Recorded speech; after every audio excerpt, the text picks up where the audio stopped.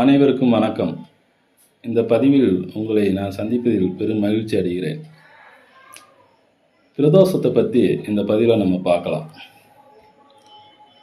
பிரதோஷம், பிறந்த தோஷம், பிறவி தோஷம், பிற தோஷங்களை போக்கக்கூடிய சித்தர்களின் சூட்சம வழிபாட்டு முறைக்கு பெயர்தான் பிரதோஷம்.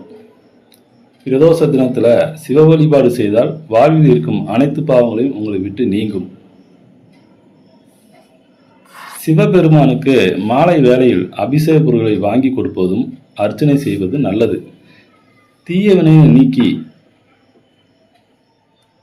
சனி பகவானால் ஏற்படும் வினைகளை நீக்கவும் ஈசன் வழிபடுவது நல்லது. ஞாயிற்றுக்கிழமை பிரதோஷம் சூரிய திசை நடப்பவர்கள் கண்டிப்பாக ஞாயிறன்று வரும் பிரதோஷத்துக்கு செல்ல வேண்டும். பலன், இதனால் சூரிய பகவான் அருள் நமக்கு கிட்டும். இந்த திசையில் வரும் துன்பம் விலகும். பிரிந்த குடும்பம் ஒன்று சேரும். திங்கட்கிழமையில் வரும் பிரதோஷம். பிரதோஷத்தில் திங்கட்கிழமை மிகவும் சிறப்பு வாய்ந்தது.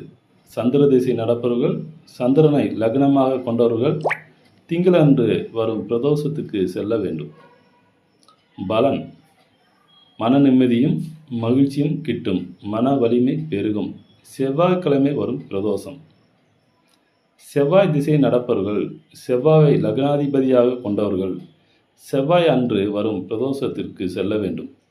மனிதனுக்கு வரும் ருணம் மற்றும் ரணத்தை நீக்கக்கூடிய பிரதோஷம் இது.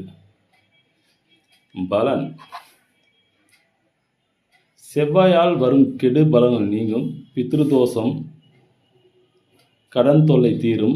எந்த ராசி நட்சத்திரத்தை உடையவராக இருந்தாலும் ஒரு செவ்வாய் பிரதோஷமாவது வைத்தீஸ்வரன் கோயிலுக்கு சென்று சித்தா அமிர்தம் தீர்த்தத்தில் பிரதோஷ நேரத்தில் நீராடி வைத்தியநாதனை வழிபட்டால் அவருக்கு வரும் ருணமும் ரணமும் நீங்கும் என்பது சிவ வாக்கு.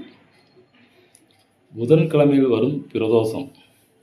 புதன் திசை நடப்பவர்கள், புதனை லக்னாதிபதியாக கொண்டவர்கள் புதன் அன்று வரும் பிரதோஷத்துக்கு செல்ல வேண்டும். பலன், புதனால் வரும் கெடு பலன்கள் நீங்கும். கல்வி சிறக்கும். அறிவு வளரும். படிக்காத பிள்ளைகளும் படிக்கும். பெற்றோர்கள் தங்கள் குழந்தைகளை தவறாமல் புதன் அன்று வரும் பிரதோஷத்துக்கு அழைத்து செல்ல வேண்டும். இதனால் அவர்கள் கல்வியில் சிறக்கவும் தேர்வில் அதிக மதிப்பெண் பெறுவார்கள். வியாழன் அன்று வரும் பிரதோஷம். குரு பார்க்க கோடி நன்மை. குரு திசை நடப்பவர்கள், குருவை லக்னாதிபதியாக கொண்டவர்கள் வியாழன் அன்று பிரதோஷத்துக்கு செல்ல வேண்டும். பலன், கிரக தோஷத்தால் ஏற்படும் தீமை குறையும். வெள்ளி அன்று வரும் பிரதோஷம்.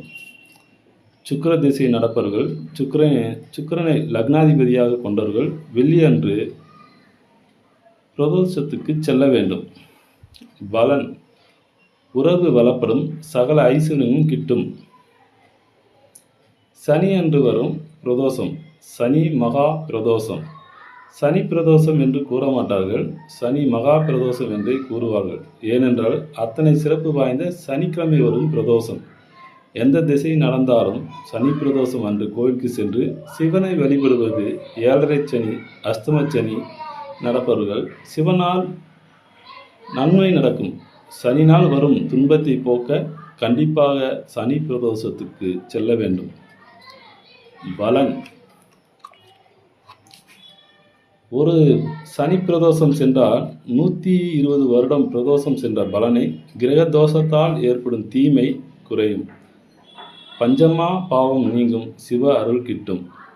நன்றி, வணக்கம்.